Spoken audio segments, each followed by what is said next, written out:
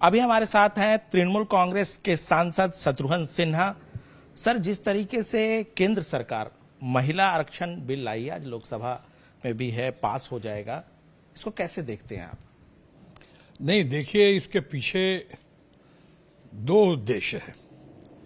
एक तो उद्देश्य दिखता है जो हमें, वो इंडिया ग्रुप, इंडिया ब्लॉक जो आज तैयार होकर सामने आया है, उसकी चर्चा से या उसके जलवे से मुद्दों को भटकाना। और इतने सारे इश्यूज हैं जिसका जवाब भारत की सरकार ने या मुख्य सरकार के मुखिया ने या मुखिया की टीम ने जो जवाब नहीं दिया है।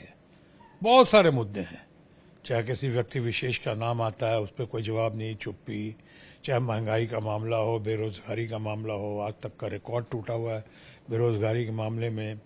इन सारी बातों का जवाब नहीं देते हुए अभी तरह तरह की कोशिश की गई कि कैसे मुद्दों से ध्यान भटकाया जाए, आदमी का एकदम फोकस शिफ्ट करो। तो एक तो उद्देश्य ये दिखता है। दूसरा, मैं कहूंगा ये बिल तो बहुत अच्छा है, यानी हम समूह का समर्थन प्राप्त है इसको।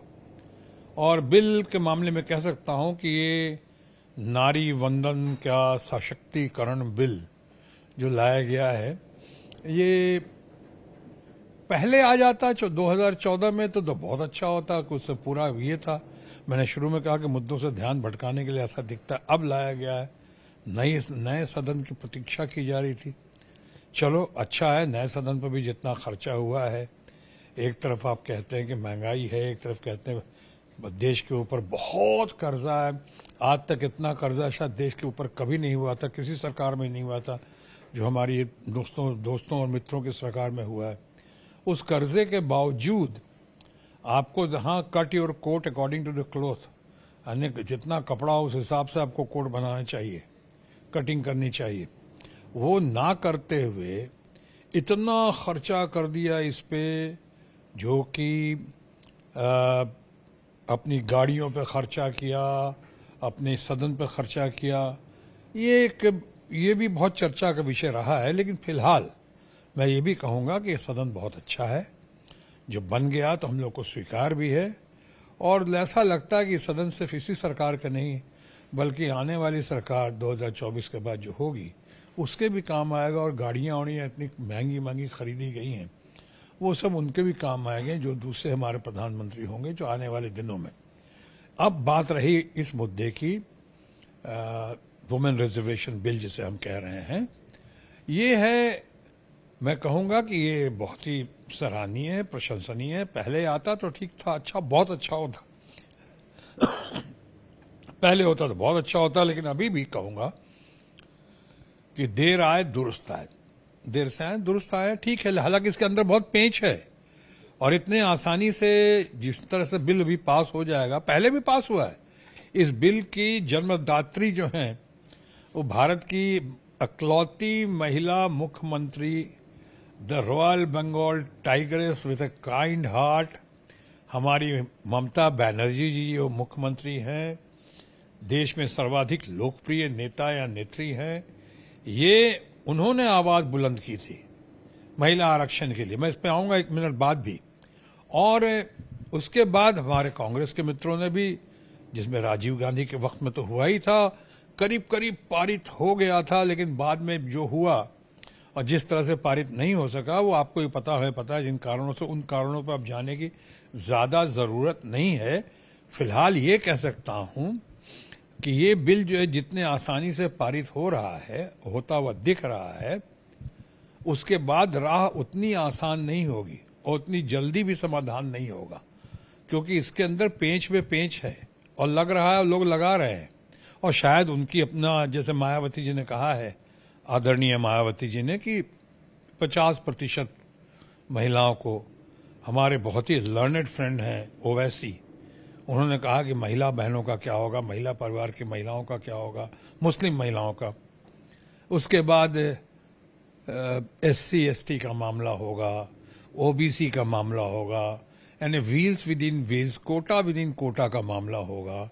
इसको कैसे सुगम करेंगे आप, और कब तक करेंगे, और सब हो भी गया तो भी आप जानते हैं कि इस बिल का समाधान होने से पहले सेंसस होना अति आवश्यक होगा, और सेंसस के बाद इसका डीलिमिटेशन होगा, और डीलिमिटेशन के बाद भी जो चयन होगा, हमारे माननीय प्रधानमंत्री जी जो कहते हैं वंशवाद की बहुत बात करते हैं, हालांकि बात अलग है कि जितना वंशवाद परिवारवाद हमारे दोस्तों के साथ परिवार में भारतीय जनता पार्टी और उनके एलाइज में है, शायद उतना कहीं भी नहीं है। भारतीय जनता पार्टी का कोई भी ऐसा एलाई नहीं रहा है और ना है जो परिवारवाद का तथाकथित शिकार ना हो। सर एक सवाल यहाँ रोकूंगे आपको। आपने अभी ममता बनर्जी का जिक्र कर दिया, सोनिया गांधी, राजीव गांधी का जिक्र कर दिया, पूर्ववर्ती सरकार, लेकिन अटल बिहारी वाजपेयी के सरकार में आप मंत्री थे। उस वक्त में अटल जी ने बहुत कोशिश की थी विमेन रिजर्वेशन बिल पास कराने की। आपको नहीं लगता कोशिश तो इस बीजेपी सरकार की रही है शुरुआत से? हाँ, अटल बिहारी वाजपेयी जी तो कमाल के थे। वो उनसे ज्यादा बढ़िया और उनसे ज्यादा लोकप्रिय प्रधानमंत्री तो शायद ही कोई हुआ होगा। अगर एक तरफ देखें सबसे बड़ी स्टार प्रधानमंत्री देश की आज तक के इतिहास में अगर हुई हैं तो वो श्रीमती इंदिरा गांधी, या सबसे लर्नड प्राइम मिनिस्टर कोई रहा है तो वो जवाहरलाल नेहरू रहे हैं, मनमोहन सिंह जी रहे हैं। लेकिन सबसे ज्यादा लोकप्रिय कहूं या सबसे ज्यादा कवि हृदय, इतने बढ़िया सज्जन पुरुष, इतने अच्छे, जो मेरा सौभाग्य था कि मैं उनके वक्त में उनकी घड़ी में उनके साथ मैं हेल्थ मिनिस्टर रहा, कैबिनेट मिनिस्टर, शिपिंग मिनिस्टर रहा। उस वक्त उन्होंने बहुत कोशिश की थी।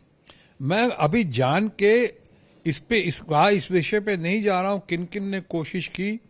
हकीकत यह है कि तमाम अच्छी नीयत और कोशिश के बावजूद ये बिल सामने नहीं आ सका, पारित नहीं हो सका।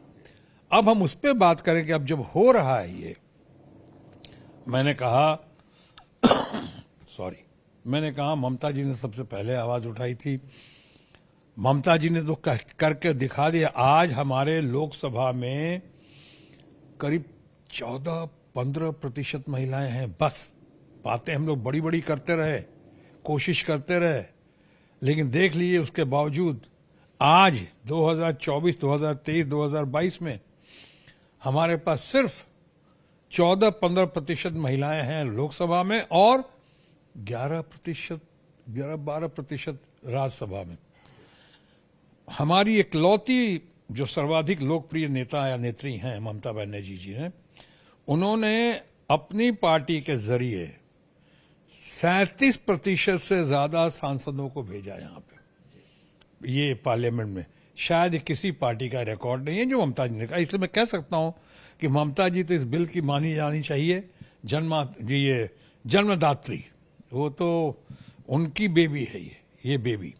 और ऑफ कोर्स मैं कहूंगा कि सोनिया जी, राहुल जी, राजीव जी, तमाम लोगों ने मिलकर इस पे बहुत बहुत बहुत पुरजोर कोशिश की है और दिल से कोशिश की है इन लोगों ने। सर एक सवाल है कि अगर हम संसदीय इतिहास की बात करें तो आप बहुत लंबे वक्त से सांसद रहे हैं, अनुभवी सांसद रहे हैं। जिस तरीके से कुछ सांसदों ने ओबीसी कोटा का सवाल उठाया, मुस्लिम कोटा का सवाल उठाया, आपको नहीं लगता है कि जिस तरह से प्रधानमंत्री ने कहा कि इसको अब इन सब चीजों को छोड़ करके अब सर्वसम्मति से इस बिल को पास कराना चाहिए, आपको नहीं लगता कि ऐसा होना चाहिए? बिल तो मुझे लगता है, मेरा दिल कहता है हम सबका समर्थन है, इफ्स एंड बट्स के बावजूद समर्थन है और बिल पारित हो जाएगा, वो तो हमें लगता है। लेकिन अब रही बात माननीय प्रधानमंत्री जी की, वो हमारे दोस्त हैं, फ्रेंड ऑफ द सोसाइटी हैं, देश के गार्डियन हैं वो। उन्होंने लेकिन कुछ हद तक उन्होंने अपनी क्रेडिबिलिटी लूज की है। उसके पहले इतनी बातें उन्होंने कही हैं, सिर्फ मैं 15 लाख की बात नहीं कर रहा हूं या 2 करोड़ देने की बात ही नहीं कर रहा हूं, रोजगार देने की हर प्रति वर्ष। ये बहुत सारी बातें जो कही हैं उन्होंने, वो हवाई हो गई हैं, जुमलेबाजी हो गई हैं। यहां तक कि देश के वैज्ञानिकों का सबसे बड़ा हाथ और देश के साइंटिस्टों का और कांग्रेस पार्टी का और अन्य पार्टियों का इतना बड़ा समर्थन रहा इसरो के प्रति और इसरो के साइंटिस्ट के प्रति। और उसी का नतीजा, ऑन गोइंग प्रोसेस का नतीजा है कि आज मैं विश्व में साउथ पोल मून पे उतरने के मामले में चंद्रयान ने एक कीर्तिमान स्थापित किया। अब कुछ हद तक कोशिश हुई जुमलेबाजी में कि चंद्रयान को भी अपने कोटे में करने की, तो इसलिए जो कह रहे हैं वो माननीय प्रधानमंत्री, मैं उम्मीद करता हूं कि सही नीयत से कह रहे होंगे। लेकिन अभी जो है इतनी बातें हुई हैं, और जब मैं कहा कि इफ से बर्थ निकला, लोग ये भी कह रहे हैं कि अगर पुरुषों में ये सब कोटा है तो फिर महिलाओं में क्यों नहीं होगा। लेकिन पुरुषों पे तो ST/SC कोटा है जो इस पे दिया जा रहा है। दिया जा रहा है ना, हमने कहा मत तमाम बातें कर, तो फिर दिया जा रहा है तो उसमें क्यों नहीं दिया जा रहा है, यही तो कह रहे हैं वो लोग। लेकिन मैं उससे ना सहमति जता रहा हूं ना ही असहमत हूं। मैं जो पूरा मेरा नजरिया है पूरी हालात पे है। हालात पे मुझे दिखता है कि पारित तो हो जाएगा। अब राज्यसभा में होगा, किस हद तक होगा, कहां तक होगा, कि लंबित होगा, उसके बारे में तो मैं नहीं कह सकता हूं। बट लोकसभा का sense of the house, mood off the house में देख रहा हूं पारित करने के। लेकिन आप चाहते हैं कि ये बिल पास हो जाए, क्योंकि बहुत कोशिश, लंबे वक्त से कोशिश हुई। मैं तो ये कहूंगा महिलाओं को तो पूरा उनको अधिकार मिलना चाहिए। इसमें एक बात मैं भी कहूंगा, लेकिन मैं पहले कहता हूं कि 33% 35% की बात क्यों कर रहे हैं। उनको तो 50% में मिलता तो मैं समझता हूं कि कम ही होता, क्योंकि माँ, बेटी, बहन के अलावा वो हमारे समाज के, परिवार के, समाज के निर्माण में या कुछ हद तक राष्ट्र के निर्माण में जो भूमिका अदा की है उन्होंने, वो तो बेमिसाल है। तो यहाँ पे तो किसी को इतराज नहीं होना चाहिए। हमारे बात है हमारे घर की, माँ की, बहनों की, बेटियों की। ये बात तो हमको समझ में आती है कि माँ से बढ़िया या वुमन से बढ़िया गुरु भी देश में कोई नहीं है, क्योंकि माँ ही सबसे पहली गुरु है आपकी। वो तो अच्छी बात है। लेकिन अभी ये भी साथ साथ आता है कि 2014 में इसको क्यों नहीं किया गया। सिर्फ चुनाव का मुद्दा, चुनाव की घड़ी जब नजदीक आ रही है, या इंडिया ब्लॉक के ताकत से जो बौखलाहट दिखाई पड़ रही है, फ्रस्ट्रेशन दिखाई पड़ रहा है, उस चक्कर में तो नहीं हो रहा है ऐसा। सर अब इससे इतर बात करते हैं। आपने जिस तरह से, आप पहले बिहारी बाबू थे, अब बंगाली बाबू हो गए हैं, सही माने में हिंदुस्तानी बाबू। हिंदुस्तानी बाबू हैं। तो जिस तरह से इंडिया अलायंस का एक तरह से गठबंधन हुआ है, बन रहा है, आपको लगता है कि बंगाल में सब कुछ ठीक रहेगा? क्योंकि अधीर रंजन चौधरी लगातार हम देखते हैं कि तृणमूल कांग्रेस के खिलाफ और ममता बनर्जी के खिलाफ वो रहते हैं। देखिए, ये बात, खैर मैं इसका एक्सपर्ट नहीं हूं, लेकिन मैं अपने अनुभव के आधार पर कह सकता हूं कि ये तो कई स्टेट्स में ऐसी बात आएंगी। राजस्थान में भी आएगी, बंगाल में भी आ सकती है, और जगह आएंगी। लेकिन ये बात तो सबसे पहले समझने की है कि ये तो पहले ही कहा गया था, ये मुद्दा फिलहाल जो है एकता का, और एकता का परिणाम हमको 2024 के इस चुनाव में लेकर आना है, केंद्र के लोकसभा के चुनाव में। इसमें एकजुट होकर, और ये भी साथ साथ कहा गया था कि जो जहां जितना ज्यादा, जैसे लोग कहते हैं ना कि जिसकी संख्या ज्यादा वही भारी होगा, तो उस तरह ये भी कहा गया था कि जहां जहां जो पार्टी ज्यादा मजबूत है उस पार्टी को प्राथमिकता मिलेगी, और बाकी पार्टी वहां खींचेंगे, और जहां नहीं होगा वहां समानता की दृष्टि से बगैर निष्पक्ष भाव रख के उसका फैसला करेंगे। तो अभी जो आप बात कर रहे हैं, जो बंगाल का, और जो मैं समझता हूं, वो सब बात कर रहे हैं आप केंद्र के चुनाव के बाद की बात कर रहे हैं। अभी तो 2024 पे, यानी अर्जुन की तरह मछली की पुतली पे निगाह लगी हुई, सबकी निगाह अभी 2024 पे है। और मुझे लगता है परिणाम बहुत अच्छे होंगे, और मुझे लगता है कि ये एकता जुड़ेगा भारत और जीतेगा इंडिया करके ये बड़ा भयंकर परिणाम ला सकता है हमारे सत्ताधारी मित्रों के लिए। लेकिन एक सवाल है, देखिए बहुत सारे बड़े बड़े नेता इस इंडी गठबंधन में हैं। ममता बनर्जी हैं, मायावती तो खैर नहीं है, अखिलेश यादव हैं, राहुल गांधी, सोनिया गांधी, तमाम है, अरविंद केजरीवाल। आपके मुताबिक, देखिए आपके संबंध सभी नेताओं से बहुत अच्छे रहे हैं, आपको क्या लगता है प्रधानमंत्री पद के लिए सबसे सुयोग्य उम्मीदवार? देखिए महिला आरक्षण बिल को देखते हुए जिस तरह से आपने अभी तारीफ की है, कौन हो सकते हैं? देखिए, मैं अगर इसको आप इजाजत दें तो मैं इसको रीफ्रेज कर दूं सवाल को, और रीफ्रेज करके ये कह सकता हूं कि आपने जो कहा कि कौन प्रधानमंत्री होगा, आपके पास तो बहुत सारे लोग हैं। अगर पद का उम्मीदवार हाँ, प्रधानमंत्री पद का उम्मीदवार या दावेदार कौन होगा, तो मैं ये कहना चाहूंगा कि हमारे पास तो बहुत काबिल लोग हैं, बहुत सक्षम लोग हैं। हमारे पास खड़गे जैसा इतना परम परम विद्वान, इतना जबरदस्त, इतना दमदार, इतना जानदार नेता है। वहाँ पे खड़गे जैसा कितना अनुभवी, कितना ये, उनको झुकाना भी बहुत मुश्किल है, उनको हराना ये बहुत मुश्किल है, और वो जब कोई बात रखते हैं तो उनको रोकना और टोकना ये बड़ा मुश्किल है, आपने देखा है। उसी तरह से राहुल गांधी आज पूरे देश की इच्छा और अपेक्षा के प्रतीक है। आज उनको यूथ आइकॉन कहा जा रहा है, और सही बात भी है, पॉलिटिकल यूथ का आइकॉन है। एक तरफ हमारे रॉयल बंगाल टाइग्रेस हैं, देश की सर्वाधिक लोकप्रिय नेता या नेत्री हमारी ममता बनर्जी हैं। उसी तरह से बहुत सारे और लोग भी, आपके पुराने मित्र भी हैं, लालू यादव, नीतीश कुमार। अब हाँ, जितने आपने कहा सब अच्छे लोग, बड़ी। हमारा ये आपसे सवाल है, चाहे लोगों से सवाल है, कि हमारे पास तो बहुत सारे हैं, आपके पास कौन है? आज भारतीय जनता पार्टी एनडीए के पास कौन है?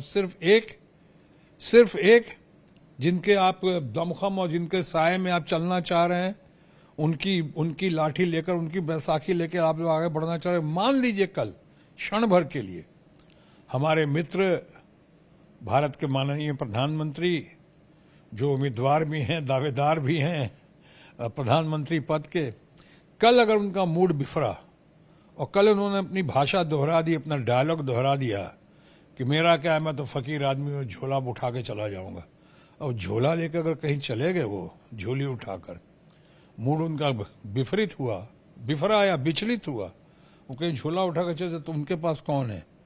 ढूंढते रह जाओगे, एक भी नहीं है। हमारे पास तो विद्वान बहुत हैं, पॉलिटिकल आइकन्स बहुत हैं, पॉलिटिकल फॉलोअर्स उनके जबरदस्त हैं। आज देश में उनकी मांग है, और आज सारे विद्वान, सारे अच्छे अच्छे लोग मिलकर एक गुट और एकजुट होकर इंडिया ब्लॉक लेकर सामने आ रहे हैं। तो इसीलिए मैंने कहा था शुरू में कि जुड़ेगा भारत, जीतेगा इंडिया। लेकिन देखिए, बीजेपी में बहुत बड़े नेता हैं, आपके मित्र भी हैं, राजनाथ सिंह हैं, अमित शाह हैं, बड़े बड़े नेता वहां पे अच्छे लोग हैं, बढ़िया लोग हैं। अमित शाह को तो मैं समझता हूँ, अमित शाह बहुत चाणक्य आदमी हैं, बढ़िया। उनको आज उनकी बड़ी कदर है, और उनका स्टडी, हालांकि ये बात अलग है कि उनके स्ट्रेटेजी पिछले कुछ चुनाव में बहुत ही बुरी तरह से, लेकिन वो जीत हार तो चलते रहती। उन्होंने कहा था, कई बार लोग मजाक भी करते हैं उनका, कि जब कहते हैं, पूछा जाता है कैसे जीतेंगे इलेक्शन में, क्या होगा, तो उनका रटा रटाया एक डायलॉग है कि 2/3 मतों से जीतेंगे हम, तो 2/3 वोट्स लेकर आने दो। कॉन्फिडेंस है कि क्या है? ओवर कॉन्फिडेंस है। बिहार में कहा था 2/3, दिल्ली में कहा था केजरीवाल के खिलाफ 2/3 तो नहीं ला सके, 2-3 सीटें ले आए थे, स्कूटर पार्टी हो गए थे।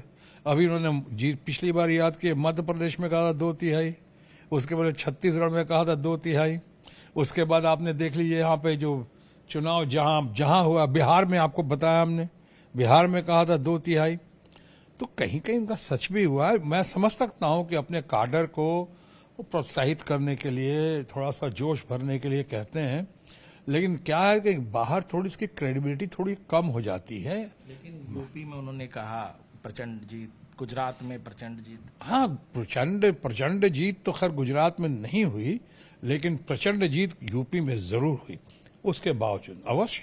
लेकिन वो तो बहुत सारे कारण थे, हमें और आपको पता, उस पर डिस्कस ना करें। लेकिन मैं इनको, अमित शाह जी को बहुत मानता हूं, उनका देखता हूं, बहुत बढ़िया तरीके से कोई चीज को पेश करते हैं पार्लियामेंट में।